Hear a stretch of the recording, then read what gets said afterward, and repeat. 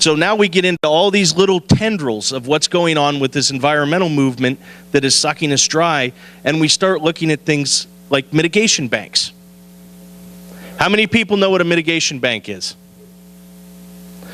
Okay, say you want to build a parking lot in Shasta County. Okay? Anything. You want to build an outhouse in Shasta County. Okay, the building department's going to show up, and they're going to do an environmental impact study. Oh, guess what? Where your outhouse is going just happens to be a hole in the ground where we think Vail Ferry shrimp used to breed. You have to mitigate that. Now, how many people know how you mitigate the environmental impact of your outhouse?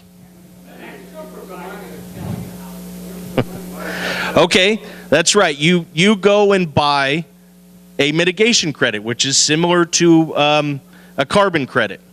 Okay, so you actually have to pay somebody that already has this land, that is already doing nothing with this land, to continue to do nothing with this land and give them money to mitigate your impact. Even though when you started, you had your hole that your outhouse is going on, and he had his land over here, and you're still losing this hole, and you still have this land no matter what, you still have to pay this guy to mitigate it. Now, who knows the one place in Shasta, Tehama County in the North State area where you can mitigate that environmental impact? Not McConnell. Glenn Hawes, former Board of Supervisor Glenn Hawes. Okay, now we've been tracking the money on this, and I've got the money up through 2008, and then all of a sudden it just stops. There's been sales, I've found records of sales, but I can't find an amount after that, and I'm after Fish and Game because, yet again, Fish and Game, a public agency, is the oversight holder of this private corporation that's owned by Glenn Hawes, was set up by Fish and Game. Now, under their own laws, they have to disclose quarterly, 4 times a year, the amount of money that that bank has taken in, where it's gone, what it's doing.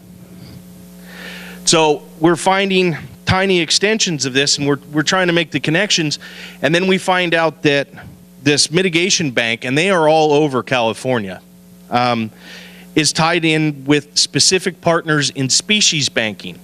Okay? Now, species banking have partners like the United Nations Development Program. That's Glenn Hawes. And the Stillwater Plains Mitigation Bank. That's the United Nations sitting right out there. People like the Wildlands Fund, they're in on it. Michael Bloomberg out of New York. They're one of the direct associates of the Stillwater Mitigation Bank. Okay, these are the things that are going on. So now we're starting to see the tie of all these tendrils of this mass green movement that's going on. And what's really going on is because you have these different layers of people. You have your average kind of low information citizen that hears talking points like, oh, save the planet, clean air, clean water. You know, you're saving this for your children. When Cap and Trade came out, I actually watched one news bit, and the gal at the gas pump sitting there pumping gas, and the reporter says, well, you know that this is making your gas go up. And she goes, well, I'm really saving the planet for my kids, so it charging me a couple extra cents at the gas pump really isn't that big a deal. And you have that group of people that think that way. At the next tier, you have your government workers, which are pretty much what's left of the middle class in America, and they're there 9 to 5. They keep their head down. They do what they're told. They collect their check. They go home. They hope their retirement's there. Little do they know that CalPERS and CalSTRS is now being taken over by the United Nations to fund the green movement. So you have that class of people. Then you have people that exist a little bit closer to home that have figured out the scam of the green movement and how to make money off of it. These guys know this science BS. They know what's going on is wrong, but they're making money over it, hand over fist.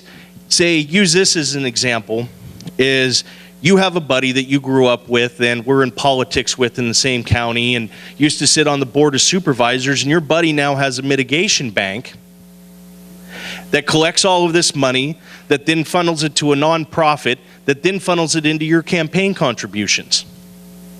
And when somebody doesn't pay their mitigation fees or stands up, you as a board of supervisors sick the county planning department on them to make sure that they pay their fee to your buddy that owns the mitigation bank so he can funnel that money back into your campaign coffers.